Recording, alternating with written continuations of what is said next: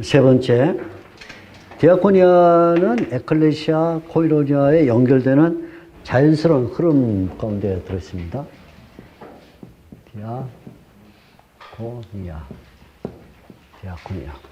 디아코니아라는 말은 우리말로 하면 섬김 또는 봉사, 그래서 등등등 이제 비슷한 유의 말들로 사용이 될 수 있습니다.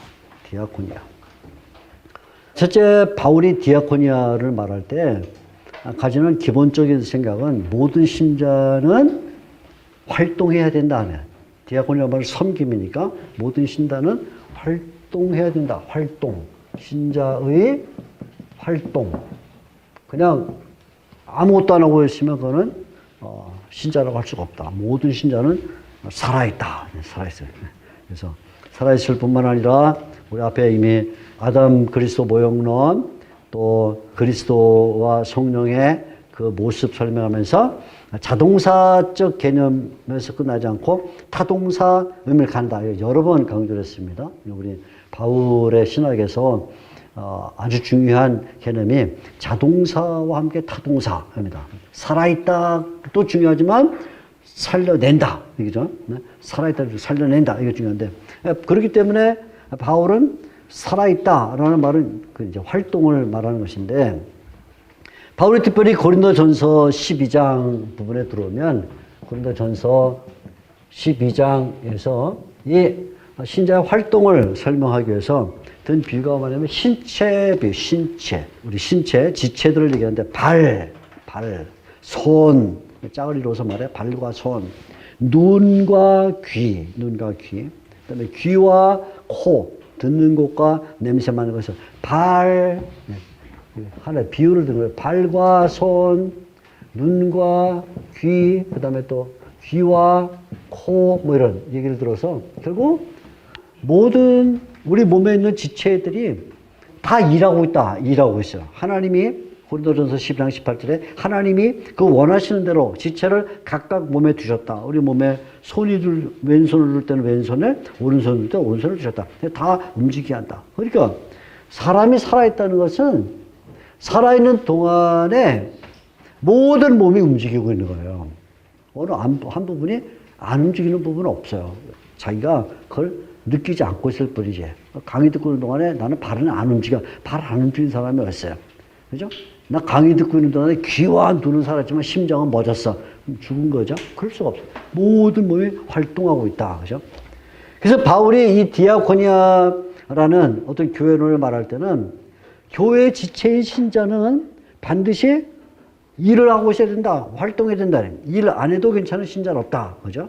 일을 안 해도 되도록 허락받은 신자가 없다. 마치 우리 몸에 붙어있는 모든 지체들이 하나님이 원하시는 곳에 두신 그 자리에서 제각기 일을 하고 있듯이 모든 신자는 일을 해야 된다. 하죠? 그래서 이게 뭐냐면 활동인데 이게 일종의 자동사적 활동. 움직이고 있어야 돼. 근데 바울이 여기서 멈추지 않고 두 번째 신자의 활동을 말하면서 신자의 타동사적 활동을 말하는 거죠. 신자의 타동사적 활동. 우리가 이미 앞에서 성령도 살아있는 영이시지만 살려내는 영이다. 예수님도 살아있는 영이시지만 살려내시는 분이다. 말했던 것처럼 바울이 계속 같은 그 개념으로 자동사와 타동사라는 말인데 이 타동사적 활동이 뭐냐면 결국 디아코니아. 이게 바로 디아코니아다. 디아코니아는 섬김이란 것은 이건 타동사적 개념이에요. 자동사죠. 섬기려면 움직여야 되니까 당연히. 그런데 그냥 자동사로 끝나는 게 아니라 타동사적 개념이다. 그래서 교회는 모든 것이 다 섬깁니다. 섬김. 예배도 섬김이고 직분도 섬김이고 구제도 섬김이고 교회가 사회를 향해서 하는 것도 섬김이고 그죠? 항상 섬깁니다. 그래서 이 섬기려면 두 가지를 조심해야 되는데 두 가지 조심, 주의사항을 줘요. 바울이 주의사항. 첫째 주의사항은 뭐냐면 첫째, 자기 경시. 자기를 경시하는 거 안 된다. 첫째, 자기를 에이 내가 뭘 할 수 있어. 그럼 난 뭘 할 수 있어. 발이 말하기를, 에이, 난 눈이 아닌데, 뭐, 어디 멀리 보지도 못하잖아. 내가 뭐 할 수 있어. 이러면 안 된다. 그 말이죠. 손이 눈에 대하여 말하기를, 에휴, 눈은 저 멀리까지 보지만, 난 손은 뭐, 아무리 해봤자 1m 밖에 못 봐도 자기 정신 안 된다. 그죠? 그러면 섬기질 못하니까. 두 번째 조심해야 될 거는 타인 경시. 타인 경시도 안 된다. 다른 사람을 경시하면 안 된다. 네가 뭘 할 수 있냐 하고, 눈이 발한테, 야, 너는 한 번 뛰어봤자 팔짝 1m, 나 한 번 보면 저 100m도 보는데 너 뭐 쓸 데 있어? 그건 안 된다. 그래서 바울이 먼저 자기를 경시하면 안 된다가 고린도전서 12장 15절에서 17절까지 고전 12장 15절에서 17절까지 이 문제를 길게 따라요. 굉장히 중요하죠. 두 번째는 타인을 경시하면 안 된다를 다루기 위해서 20절부터 21절까지 이 두 가지 내용을 다루는 거죠. 이게 바울이 몸의 지체들 사이의 관계를 말하면서 이렇게 자기를 경시해도 안 되지만 타인을 경시해도 안 된다. 그러면 섬김이 안 이루어진다. 그런 말이에요. 그래서 오히려 이런 자기를 존중히 여겨야 되고 자기의 역할, 자기의 기능을 또 다른 사람, 대상을 존중히 여겨야 되는데 이제 대상을 존중히 여길 때 특별히 마이너스라고 생각되어지는 뭔가 좀 부족하다고 생각되어지는 지체를 존중해야 된다 이렇게 말해요. 그래서 바울이 여기에 타인 경시와 관련해서 한 가지 별표를 우리에게 주는데 별표가 뭐냐면 세 가지예요. 약한 지체를 존중해라. 더 약한, 비교급을 써요. 더 약한 지체. 첫째는. 두 번째는 덜 귀한 지체. 덜 귀한. 아유, 저는 뭐, 저게 무슨 존귀성을 갖겠어? 뭐 이렇게 생각하죠. 그 다음에 세 번째는 덜 아름다운 지체. 비교급을 써요. 덜 아름다운 지체. 세 가지 지체에 대해서 결국 경시하면 안 된다는 이 생각에서 발전해서 더 약한 지체, 덜 귀한 지체, 덜 아름다운 지체를 뭐 해야 되냐면 다 존중해야 된다. 바로 이렇게 말해요. 이게 이제 섬김이 이때 비로소 가능하다는 말입니다. 그러니까 이런 그 관계를 갖지 못하면 절대로 교회에서 디아코니아는 일어날 수가 없다. 그러니까 우리가 사도행전이라든가 복음서라든가 또는 그 외에 바울의 서신들 등등에 보게 되면 디아코네오, 섬기다라는 말을 할 때는 언제나 지금 여기 나오는 이런 일해야 된다는 자동사적 성격과 섬겨야 된다는 타동사 성격을 함께 경시 문제를 가리고 있다는 것을 놓치면 안 돼요. 자, 이만큼만 얘기 드리겠습니다. 두 번째 꼭지점이 좀 큰 꼭지점이라 빨리 좀 넘어가야 되겠어요. 자, 두 번째는 아까 우리가 이제 교회라는 전체 개념, 에클레시아, 또 코이노니아, 디아코니아 이렇게 말했는데 이제 하나의 개념이죠. 에클레시아라는 개념, 또 코이노니아라는 개념, 디아코니아라는 개념인데 큰 꼭지점이 뭐냐면 지상에 있는 교회. 자, 지역교회 우리 부릅시다.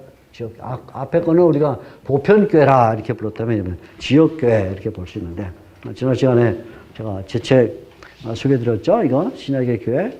여러분들 꼭 한번 책을 빌려보든지 어떻게 하든지 간에 해서 꼭 읽어보시기를 부탁을 드려요. 초기 기독교는 이 교회 에클레시아 또는 코이노니아 또는 디아코니아 그 외에도 뭐 오이코스 뭐 등등 많은 개념들이 있는데 그런 개념적인 그런 교회가 이 땅에서 어떻게 형성되는가 하는 것에 굉장한 관심을 갖는데 또 어딘가 모여야 되는 거죠. 모여야 되는데 초기 기독교는 다양한 장소에서 모였어요. 제일 처음에는 성전에서 모였습니다. 성전. 아직 기독교와 유대교가 분리가 안 됐을 때 성전에서 사도행전 1장, 2장, 3장, 4장 그래서 거의 5장 들어갈 때까지 베드로와 요한이 성전 미문 앞에 있는 다리를 쓰지 못한 사람이 일으켜내는 이런 장면까지 다 성전에 모이다가 유대인들로부터 추방을 당하죠. 성전에서 추방을 당합니다. 그래서 이제는 지역에 있는 회당에서 뭐예요? 회당에서 모이는데 사도 바울도 전도 여행하는 중에 자주 회당에서 복음을 전합니다. 이렇게. 근데 이렇게 성전, 회당 같은 이런 종교시설에서만 모인 게 아니라 때로는 그냥 일반 학원, 그죠?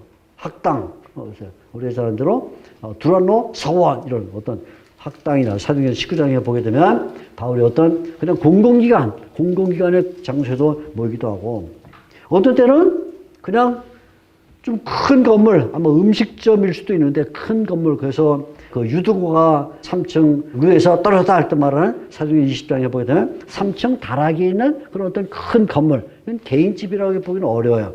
3층 다락 아마 큰 어떤 공공장소일 가능성이 높은데 이런데.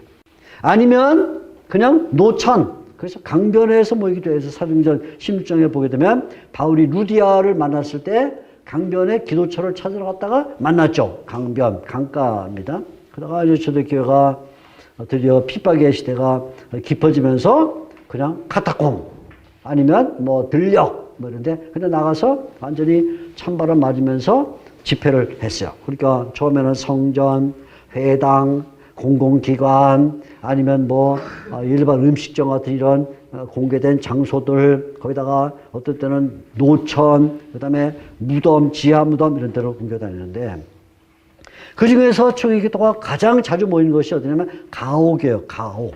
가옥에서 가장 많이 모였죠. 가옥. 그래서 가옥은 초대기독교가 모인 장소 가운데 대표적인 하나의 모임이다 이렇게 봅니다.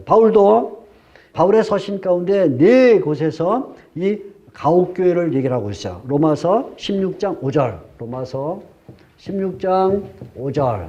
그다음에 두 번째는 고린도전서 16장 19절, 고린도전서 16장 19절. 4번 나옵니다.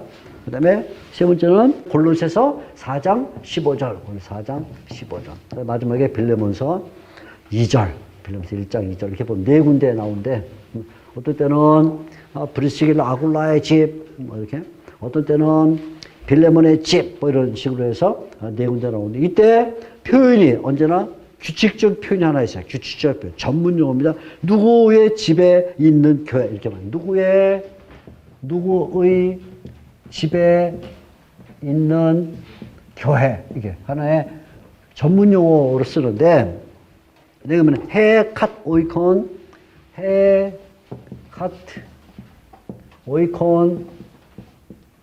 오이콘 NN. 그 다음에 에클레시아. 여기 있어요. 에클레시아. 이게 전문 용어예요. 에클레시아. 이렇게. 누구누구, NN이란 말은 누구누구의. 누구누구의 집에 있는 에클레시아. 이 말입니다. 누구누구의 집에. 이게 바울이 4번 사용했어요. 로마서에도 사용했고, 중요한 서신입니다. 고린도 전서에도 사용했고, 골로새서 빌레몬서 사용했다. 이거 우리가 기억을 해야 됩니다. 4군데. 사도행전의 증거를 보면 가정 단위로 보험을 받은 사례들이 있어요. 예를 들면 고넬료 가정 단위로 들어옵니다. 루디아의 가정 단위 들어오는데 이때 이 가정 단위는 그 집에 관련된 가족들이 한 가정에 모였다는 의미를 갖는데 이 가옥이란 말은 가옥, 집인데 집. 오이코스죠. 오이코스. 여기 지금 오이코스니까 또는 어떤 때는 오이키아라는 말 쓰기도 해요. 오이키아. 2 단어를 써요. 오이코스, 오이키아. 좀 약간 다르면서도 또 공유되는 부분이 있는데 이 집이란 것은 결국 3가지 차원을 갖고 있어요. 집이란 것은 첫째 차원은 물리적 차원. 물리적 차원은 뭐냐면 뭐 벽돌로 짓든지 흙으로 짓든지 나무로 짓든지 아니 뭔가 하여간 집인데 어떤 모양을 갖고 있는 거죠. 뭐 단층집이냐 2층집이냐 아니면 뭐 50제곱미터 집이냐 100제곱미터 집 이런 뭔가 물리적 차원이 있다. 두 번째는 이 집에는 반드시 어떤 사회적 의미가 있는 사회적 의미. 두 번째 사회적 차원, 사회적 의미가 들어있는데 그건 뭐냐면 이 집에는 반드시 누군가가 살아야 돼. 그쵸? 그냥 집이 동그란 집 줬는데 아무도 안 살잖아요. 그래서 여기에 사회적 의미가 말은 가족이 있다. 집에는 반드시 가족이 있는 거죠. 여기는 건물이 있다. 물리적 차원은 건물이 있다는 말이고 사회적 의미는 가족이 있다는 말인데 세 번째는 이게 형이상학적 차원으로 가는 데요. 형이상학적 차원. 철학적 차원이에요. 형이상학적. 철학적 차원으로 가는데 그건 뭐냐면 이게 가정이라는 게 가정이죠. 가정. 가정을 이루고 있어요. 가정. 가족이 있다고 해서 가정이 이루어지는 건 아닙니다. 그러니까 가정이 이루어진다는 말은 그 부모와 자식 또는 형제들 사이에 공통적으로 공유되는 뭐가 있을 때 가정이다 이렇게 말하는데, 집이란 말은 이 오이코스를 쓰건 오이키아를 쓰건 첫째 건물이 있어야 된다. 건물이 있으면 거기는 사람이 살아야 된다. 가족이 살기 때문에 그걸 우리가 가정이라고 부른다. 이런 세 가지 차원이 들어있는데, 이 세 가지 차원을 갖고 있는 오이코스, 오이키아라는 것은 구름 위에 떠 있는 게 아니에요. 구름에 저 바다에 그냥 어디에 둥둥 떠다니는 둥둥섬이 아닙니다. 아니고 이거는 어디에 내면 초대교회가 자리 잡고 있던 로마 세계의 문제. 로마 세계. 로마 시대 예수님부터 바울 때까지는 주로 티베리우스, 글라우디오, 그래서 네로까지 이루어지는 그런 한 3, 4명의 황제들이 있던 그 로마 시대의 배경이죠. 이게 로마 시대. 로마 시대를 배경으로 삼고 있어요. 로마 시대를. 그러니까 우리가 누구누구의 집에 있는 교회라는 바울의 이 로마서 16장 5절, 고린도서 16장 19절, 고린도서에서 4장 10절, 빌레몬서 2절을 이해하려면 반드시 로마 시대에 집이 어떻게 생겼냐. 누구 집이니까 집이 어떻게 생기길래 거기에 모이냐는 로마 시대의 건축물을 알아야 되고, 첫째 물리적으로 그 로마 시대에 어떤 건축물을 갖고 있었길래 거기 교회가 모였나. 두 번째는 거기에 가족이 모여서 지금 예배를 하고 있는데 하나의 가정이 이루어졌는데, 로마 시대의 가정은 도대체 어떻게 형성됐는가 하는 거 알아야 이 누구누구 집에 있는 교회라는 이 지역교회, 당시의 대표적 지역교회를 우리가 알 수가 있는 거죠. 그래서 초기 기독교의 집회장소였던 가옥과 집이죠. 그와 결부되는 가옥과 가정을 로마 세계라는 문맥에서 고찰할 때 비로소 이 당시에, 바울 시대 당시에 이런 가옥교회 또는 교회를 실제 교회를 제대로 이해할 수 있다. 그래서 우리가 반드시 이해될 게 뭐냐면 이 지역교회를 이해하려면 가장 먼저 뭘 해야 되냐면 로마의 가옥, 로마의 집이 어떻게 생겼냐를 반드시 이해해야 된다 그 말이에요. 이렇게 로마의 가옥은 세 종류가 있었는데, 하나는 도무스라는 집이 있어요. 도무스라 이렇게 불러요. 도무스. 우리가 저거 어디가 돔이 있다, 뭐 도미터리, 우리 기숙사 도미터리가 돔이란 말입니다. 집이란 뜻입니다. 돔. 또 하나는 빌라가 있어요. 빌라. 우리가 똑같이 영어로 빌라. 이게 라틴어입니다. 지금 빌라, 여성형입니다. 세 번째는 인술라인데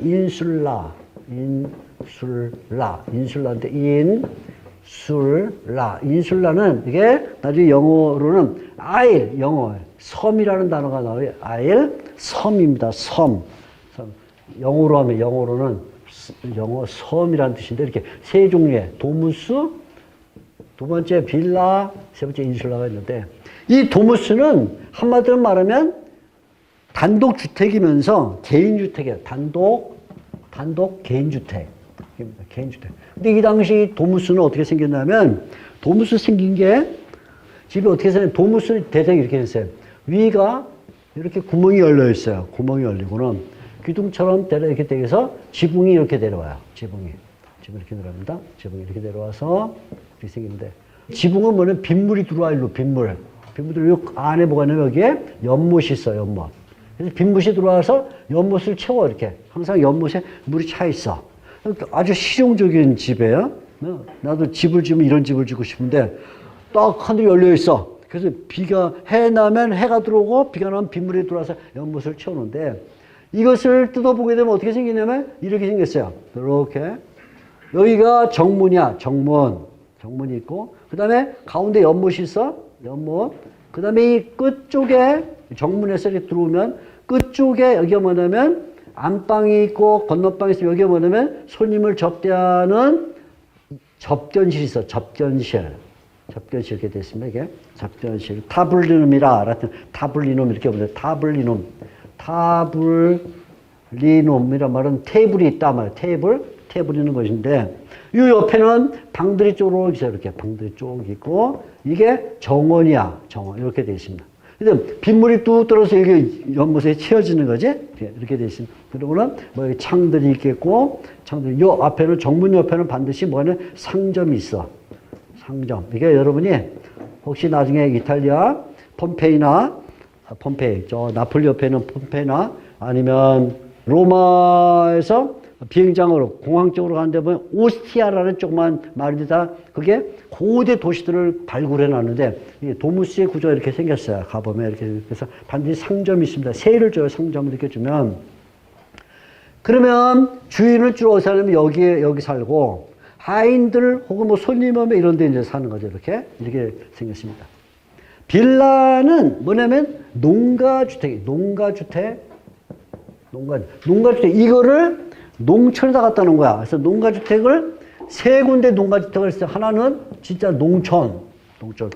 소를 치고 양을 치고 하는 그런 농촌에 있을 수가 있고, 또 하나는 이게 농촌까지 가려면 힘드니까 지금 우리 뭐 빠른 기차 타고 하는 게 비행기 타고 하는 게 아니고 다 말 타고 하는데 귀찮으니까 이거를 자기 집이 있는 단독주택에서 좀 멀리 떨어져 있지 않은, 뭐 마차 타고 1시간쯤 가는 이런 도시 주변 주택이 있어요. 도시 주변 주택을 하든가, 아니면 별장처럼 아주 바다가 잘 보이는 이런 해안가에 해변 주택.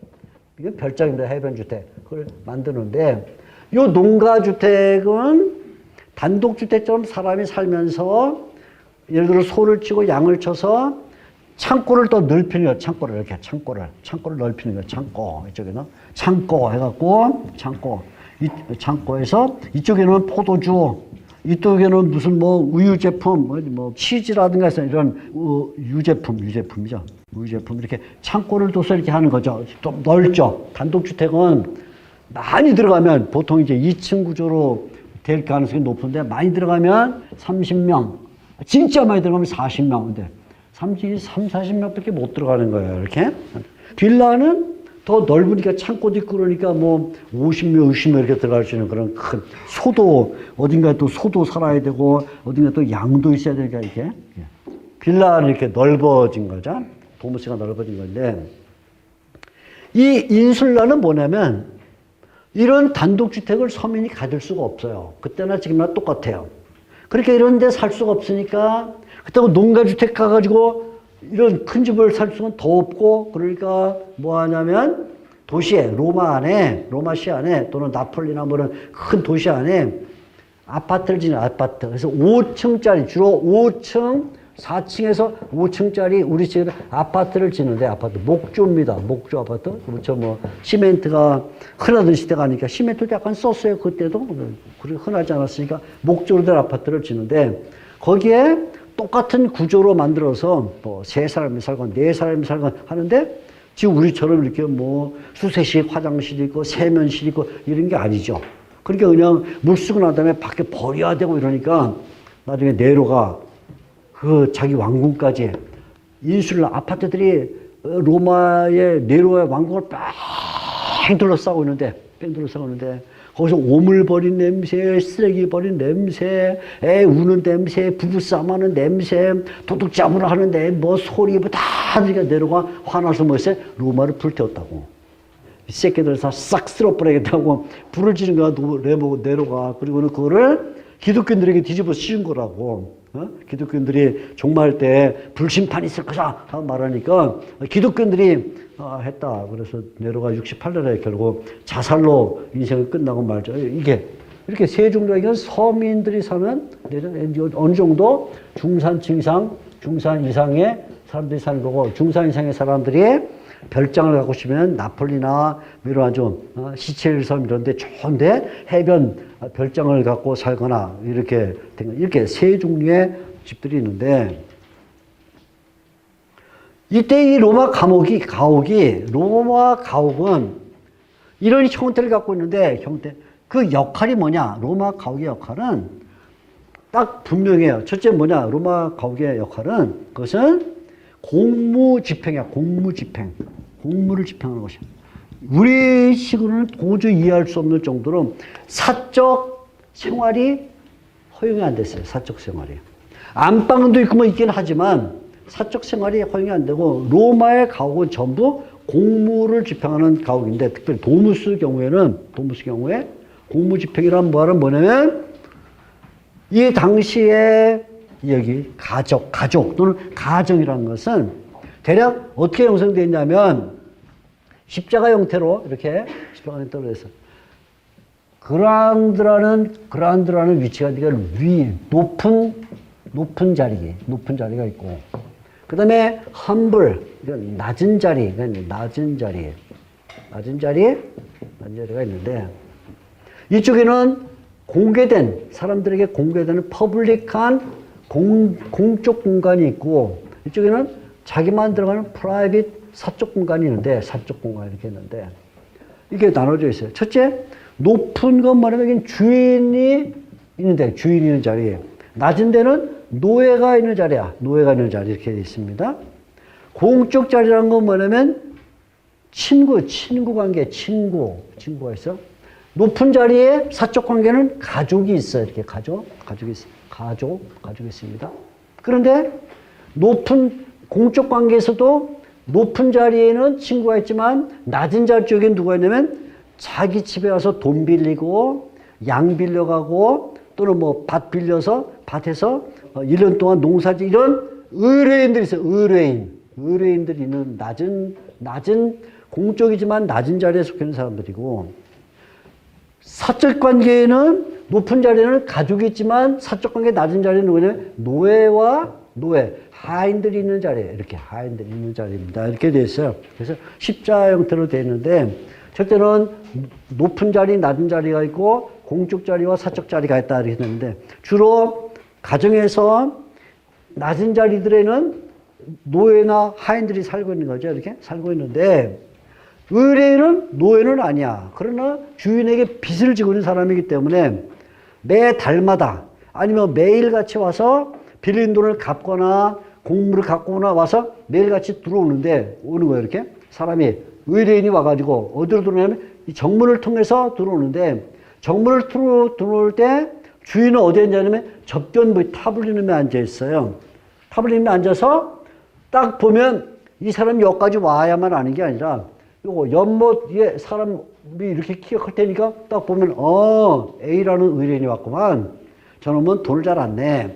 B라는 의뢰인 저놈은 충실해. 하고는 들어오는 얼굴만 봐도 벌써 돈 갖고 왔구나. 안 갖고 왔구나 하는 이런 구조야. 그래서 여기서 뭐냐면 집에서 공무를 집행을 해. 집에서. 주로 이런 어떤 집정관들이나 아니면 이런 사람들이 관청에 나가는 게 아니라 자기 집이 거의 공무 집행하는 장소였다 하는 거죠. 첫째 역할. 두 번째 역할은 바로 이 공무 집행하는 곳이기 때문에 여기에 보호인과 의뢰인의 관계가 형성이 돼서 보호인과 의뢰인, 보호인이라면 주인이죠. 주인과 그 다음에 의뢰인이라면 지금 말대로 부채 관계에 있는 이런 사람들이 관계가 형성이 돼서 여기에서 모든 문제가 해결되는 그런 공간이었는데 세 번째로 중요한 게 뭐냐면 이 도무스나 빌라는 주로 이 뜰입니다. 이게 뜰인데 뜰에서 뭘 했냐면 세 번째 연회를 했어요. 연회 거의 매일 밤마다 연회를 했습니다. 잔치를 베푸는 거죠. 그래서 매일같이 개인 잔치 친구들 어떤 때는 높은 친구들, 어떤 때는 의뢰인들을 불러서 다독거리기 위해서 또는 가족들 모임에서 이렇게 해서 연회를 했다. 언제나 매일 밤마다 도무스들은 다 한번에 불 밝혀놓고는 다 뭔가 잔치를 하고 있어요. 포도주 좀 마시고 빵 뜯어 마시고 하면서 하고 있다. 네 번째는 중요한 게 뭐냐면 도무스나 빌라는 또 하나 역할이 있는데 네 번째, 이건 뭐냐면 종교의 공간이에요. 종교 공간이란 뭐냐면 로마 시대 사람들은 뜰에다가 자기 조상의 그 주상, 흉상 이런 것들을 세워놓고 그다음에 자기가 섬기는 신이 있어. 여기 와 있는 사람들 다 로마 사람들은 로마의 12신을 섬기겠지만 예를 들어 뭐 저 스키트 쪽에서 이주 온 사람, 아프리카에서 이주 온 사람들은 자기 고향에서 자기 신을 갖고 오는 거예요. 신을 갖고 와서 이 뜰에다가 구석에다가 신상을 세워놓는 거야. 신상.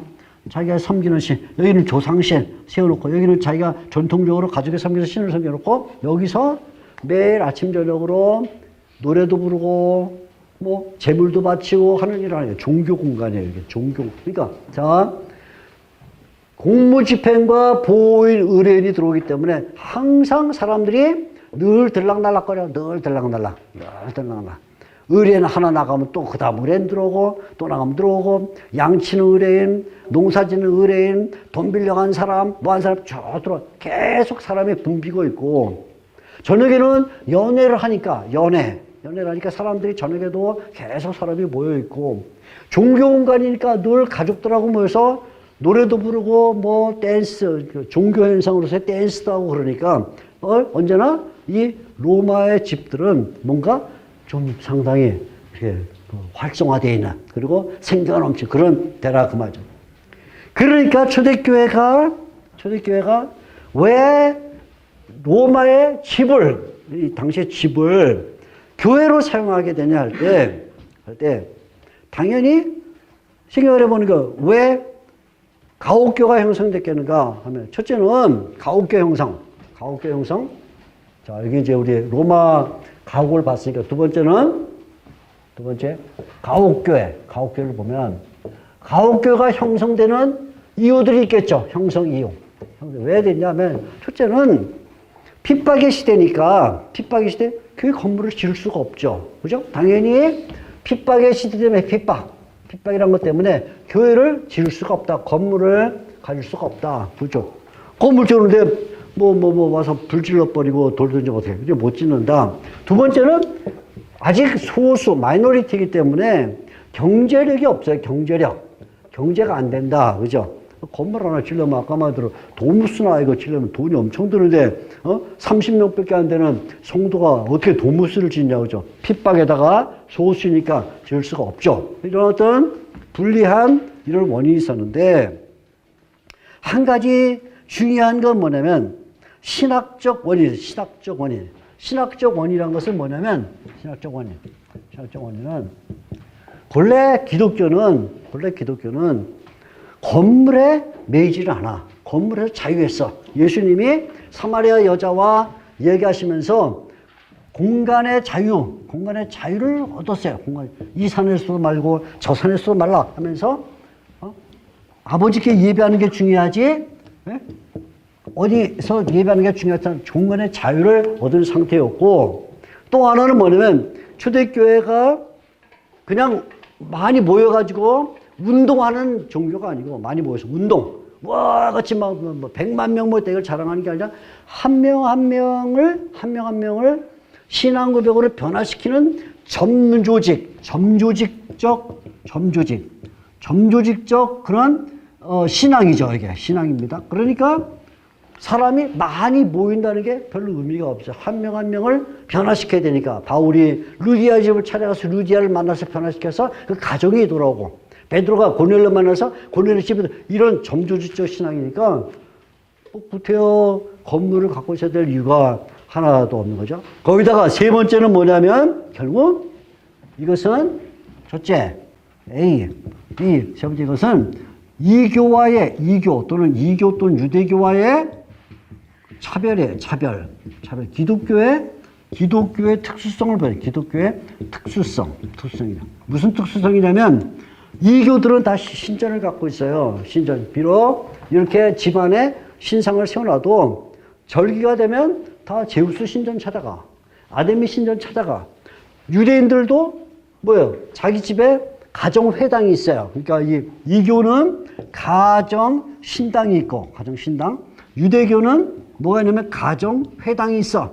이 당시에. 다, 집이 좀 큰 집들은 회당을 집안 자체 갖고 있는데, 그러나 유대인들도 절기가 되면 예루살렘의 성전에 간다고. 성전이 있기 때문에 지역에서 모이는 게 가능한데, 기독교에는 성전이 없어. 성전이 없는 거죠. 그러니까 성전을 안 갖고 있다는 점에서 이교와 유대교를 다르다는 걸 보여줄 수 있는 최대의 장점을 갖고 있는 거죠. 그러니까 가옥에서 우린 가옥에서만 보여 라는 그 말이 뭐냐면 결국 우리는 이교와도 다르고 유대교와도 다르다는 것을 보여주는 교회 특성이 됐다 하는 것입니다. 게다가 더 나가서 여기 한 가지를 더 말하면 결국 가정에서 모이는 것은 결속성을 해요. 결속성. 느슨하지가 않아요. 한 가정에 들어가서 모이게 되면 그 단합되고 일치되고 연합하는 것이 굉장히 강력해져. 그냥 뭐 운동장에서 모여서 운동했다 하고는 완전히 다른 그런 성격을 갖고 있는 거죠. 게다가 여기서 더 나가서 초대교회가 갖고 있던 가정복음화에 아주 결정적 영향을 줄 수 있어요. 가정복음화. 그러니까 우리가 이 초대교회의 사도행전이나 등등 읽어보게 되면 대체적으로 한 사람이 예수를 믿으면 그 가정 전체가 들어와요. 그죠? 마치 감자나 고구마 하나 캐면 절절절 딸려 나오는 것처럼 고넬료 집 가서 복음 전하니까 고넬료 가족이 다 루디아 집에 가서 하니까 루디아 참 빌립보 간수에게 복음 전하니까 빌립보 간수 집이 다 이런 식으로 그냥 쭉 그래서 가정 복음화를 실현시킬 수 있는 가장 좋은 매체가 뭐냐면 집이라고 집. 그죠? 그러니까 어떤 자유함, 결속성, 거기다가 1:1 교육 뭐 등등 모든 것들이 가능했다. 그런 말이죠.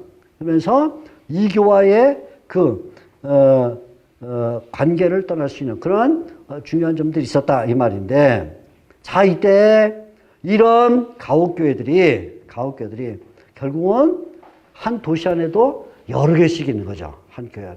이 가옥교회 하나가 결국 우리식으로 하면 가옥교회가 지역교회. 이렇게 한 가옥교회가. 근데 이 가옥교회들이 도시 안에 여러 개가 있어요. 로마서라든가 교회들. 그러면 이거는 뭐냐면 지역의 도시 안에 있는 이런 교회가 되면 이거는 지역교회인데, 이거는 우리식으로 하면 오늘날 일종의 노예와 같은 성격이 돼서 로마서에도 보게 되면 로마서에도 대략 아마 10개 이상의 가옥교회가 있었을 것이다. 고린도에도 대략 5개에서 7개 정도의 가옥교회가 있었을 것이라 추정할 수 있죠. 그만큼 이제 한 도시 안에 한 곳에 다 모일 수 없으니까 이렇게 모이는데, 때때로는 뭐 사도들이 방문을 했다든가 그럴 때는 그 도시 안에는 지역교회들, 가옥교회들이 어느 한 장소에 카타콤이라든가 아니면 공공기관에도 다 같이 모여요. 그래서 고린도전서 11장에 보게 되면 전체로 모이는 교회 있어요. 전체로 너희가 다 같이 모였을 때. 그래서 온 교회, 특별히 고린도전서 11장과 14장 23절에 보면 이게 고린도전서 14장 23절에 보면 온 교회란 말입니다. 온 교회. 이건 뭐냐면 이런 지역교회들이 다 함께 모이는데 왜 모이냐면 사도 바울이 방문한 거야. 그러면 지역교회들이 다 어디 비밀 장소에 저 카타콤, 지하무덤 아니면 저 어디 들려 강변에 다 같이 모여서 사도 바울이 거기서 강론을 하는 거죠. 아니면 바울이 직접 안 왔더라도 편지가 도착하면 바울의 편지. 그러면 성도들이 지역교회들은 교회들이 다 모여서 같이 그 서신을 듣는 거죠. 이런 식으로. 그래서 온 교회가 모였다 하고 말할 때는 가옥교회들의 한 연합이 이루어졌다는 것을 우리에게 보여주는 것입니다. 자, 이런 가옥교회가 모이면 첫째 가옥교회 집회는 집회의 특성입니다. 형성이요. 그 다음에 두 번째 집회 방식. 첫째는 장소는 지금 본 것처럼 이제 가옥이 되는데, 가옥. 일시 언제 모이냐 그러면 우리 초대 기독교는 아직 핍박이 노골화되기 전까지는, 유대교회 핍박이 노골화되기 전까지는 언제 모이냐면 안식일에 모인 것처럼 봐요. 첫째는 안식일에 모였는데, 우리가 사도행전 보게 되면 예수님이 부활하셨을 때 제자들이 감람산에 갔다가 돌아오는데 그 거리를 안식일에 가기에 적당한 거리더라. 그러니까 안식일을 그때까지는 굉장히 존중히 여기고, 또 실제로 안식일에 집회를 했고, 바울도 복음을 전할 때 안식일에 가서 복음을 전할 일을 하다가 시간이 지나면서 성도들에게 사도 바울의 이런 가르침, 사도들의 가르침이 들어가면서 신학의 확장이 됐어요. 신학의 확장. 굉장한 어떤 신학의 발전이 일어나는데, 그게 뭐냐면, 예수님이 결국은 율법의 완성이다. 예수님이 율법의 완성자다. 이렇게 율법 완성자. 그죠? 그래서 예수님이 율법 완성자라고 알게 되니까 그러니까 결국 예수님 안에서 안식일도 완성이 된 거예요. 그럼 이제 예수님 안에서 안식일이 완성됐으니까 안식일만 중요한 게 아니라 모든 날이 다 중요한 거야. 왜? 예수님은 현재와 미래를 통솔하시는 분인데 특별히 중요한 내용입니다. 고린도전서 3장 22절에 보게 되면 바울이 말하는 거예요. 바울이 뭐라냐면 예수님은 현재일이나 장래일이나 모든 것의 주인이다. 그래서 고린도전서 3장 22절에 예수님이 시간의 주인이에요. 시간의 주인. 그래서 갑자기 무슨 확장이 일어나냐면 안식일도 중요하지만 결국 예수님이 모든 날의 주인이라면 안식일의 주인이기도 하지만 모든 날의 주인이다 해서 매일이 갑자기 중요하게 생겨요. 매일이. 그러니까 초대교회 벌써 사도행전 2장, 3장 넘어가면서 성도들이 안식일에 모이다가 매일 모이더라. 날마다 모이더라. 날마다 말이 카테메라 나오는데 자주 나오죠. 날마다 모이더라. 그래서 이제는 우리가 신앙생활 하는데 어느 한 날만 고집할 게 아니다. 그죠? 매일이 중요하다. 그래서 바울이 이제 나중에 이제 하는 말이지만 골로새서에 보게 되면 바울이 안식일에 대한 문제를 해요. 안식일이 신자를 비판하는 잣대가 되면 안 된다. 그래서 골로새서 2장 16절에 이렇게 말합니다. 골로새 2장 16절. 그러므로 먹고 마시는 것이나 절기나 초하루나 안식일을 이유로 누구든지 너희를 비판하지 못하게 하라. 골로새 2장 16절. 골로새 2장 16절에 의하면 이제 안식일 때문에 너희를 비판하는 이런 건 무의미하다 이렇게 말해요. 갈라디아서는 거의 바울의 초기 서신이라고 볼 수 있는데 갈라디아서 4장 10절과 11절 이건 골로새는 후기이지만 갈라디아서 4장 10절과 11절에는 벌써 일찍 바울이 이렇게 말을 해요. 갈라디아서 4장 10절 너희가 날이란 말은 안식일을 말하면 날과 달기란 말은 월초 초하루를 말합니다. 절기는 유월절 오순절 어쩌고 나오는 이런 절기나 해를 삼가 지키니 바울이 날, 달, 절기, 해는 유대교의 그 날 중심의 정신을 지키고 있으니 내가 너희를 위하여 수고한 것이 헛될까 두려워하노라. 지금도 너희가 안식일을 중요하게 안식일만 지킨다면 그건 내가 너희를 위해서 수고한 게 헛되다. 복음 전하는 게 다 허사가 됐다. 이렇게 말해서 안식일에서부터 자유를 줘서 이제는 우리가 매일 주님을 섬길 수 있다라는 매일 신학이 나온 거예요. 그래서 매일 예배가 가능하다 이렇게 됐는데 성도들이 초창기에 적을 때는 이 매일 신학과 매일 예배가 가능하지만 도시에 성도들이 많아지고 그리고는 교회 수가 작아지면서 수용할 수가 없는 거예요. 그래서 시간이 지나면서 세 번째 대안이 나오는데 그게 뭐냐면 어느 한 날이 중요하다. 어느 한 날이 필요하다 생각한 거죠. 그 한 날이 뭐냐면 안식일 후 첫날이에요. 안식일 후 첫날을 한 달로 정하게 됐다. 안식일 후 첫날. 그래서 시간이 지나게 되면 사도행전 20장 7절 이제 사도행전에서 상당히 후기로 들어가게 되는데 안식 후 첫날이라는 표현이 드디어 나오기 시작하면서 바울도 사도행전 20장 7입니다. 이건 사도행전 20장 7. 교회가 많이 발전된 지금 시간을 말하고요. 바울도 고린도전서 16장 2절 3차 전도행을 끝날 때쯤에 고린도전서 16장 2절 경우에 보게 되면 뭐라고 말하면 안식 후 첫날에 매주 첫날에 연보를 준비해라.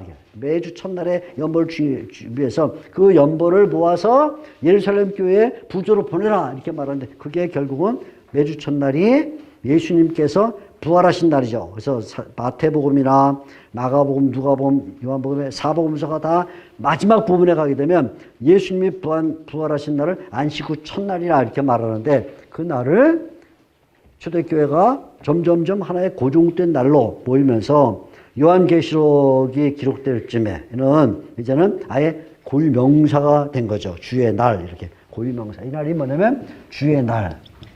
주의 날. 그래서 요한계시록에 기록될 당시 1장 10절에는 요한이 주의 날에 환상을 봤다 해서 시간이 지나면서 결국은 안식일로부터 시작해서 매일 지키다가 결국은 안식일 첫날인 주일로 교회가 가정교회들이 이런 가옥교회들이 예배를 정하는 이런 방식이 일어났다 이렇게 볼 수가 있습니다.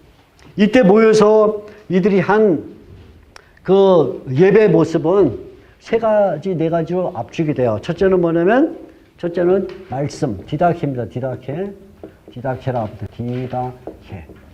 말씀, 가르침 있고, 첫째. 둘째는 뭐가 있냐면, 찬송이 있어요. 찬송. 그래서 쌈 있고, 세 번째가 기도가 있어요. 기도.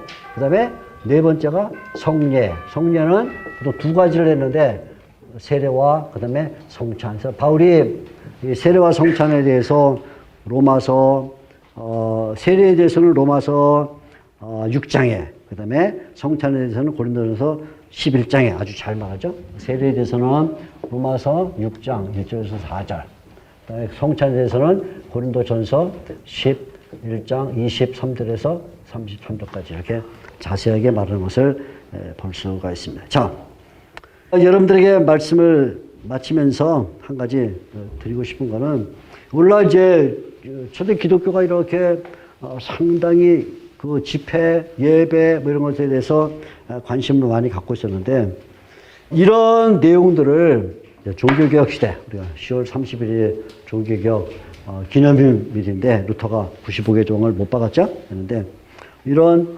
성경의 내용들을 가지고 종교개혁자들이 심각하게 생각을 많이 했어요. 예배를 개혁해야 된다. 예배를 개혁한다. 특별히 그 가운데서도 개혁파교회는 예배를 해나갈 때 예배의 세 기둥을 꼭 우리가 지키자. 예배의 세 기둥. 예배의 세 기둥. 세 기둥은 뭐냐면, 첫째, 십계명이에요. 십계명. 두 번째, 사도신경. 신앙고백입니다. 세 번째가 주기도문. 이게 예배의 세 기도문이라, 처음에 이 개혁파 신자들은 예배를 시작하면서 십계명을 같이 낭독을 하거나 암송을 했어요. 왜? 그것이 자기의 죄를 깨닫게 하니까. 하나님과 사람에 대한 죄를 깨닫게 하니까. 그러나 예배가 중간쯤 들어가게 되면 하나님께 신앙을 고백해야 돼요. 그래서 사도신경을 암송하고, 그리고 예배가 마칠 때쯤에는 밖에 나가서도, 교회 밖에 나가서도 우리가 늘 기도하며 영적 생활을 해야 된다는 의미의 주기도문을 했다. 그래서 예배 세 기둥으로 십계명, 사도신경, 주기도문을 쓰는데, 물론 놀랍게도 현대 교회들이 스스로 이걸 버리고, 그리고는 그냥 너무 좋은 데로만 가서 성도들에게 짜릿하고 감동을 주정을 하는데, 하나님이 정말 원하는 기둥을 안 갖고 있다 하는 것이고, 그래서 예배에는 이 세 기둥을 중심으로 해서 가는 게 좋다. 여러분들이 혹시 앞으로 목회를 하시거나 하게 되면 초대교회 정신을 잘 이어받아서 또 좋은 교회를 이루시기를 바랍니다. 다음 시간은 바울의 선교. 자, 이제 이 가옥교회, 이런 가옥교회를 중심으로 바울이 어떻게 선교를 했는가 하는 바울의 선교. 굉장히 크고 중요한 주제인데, 다음 시간에 바울의 선교라는 주제만 가지고 전체를 말씀드리도록 하겠습니다.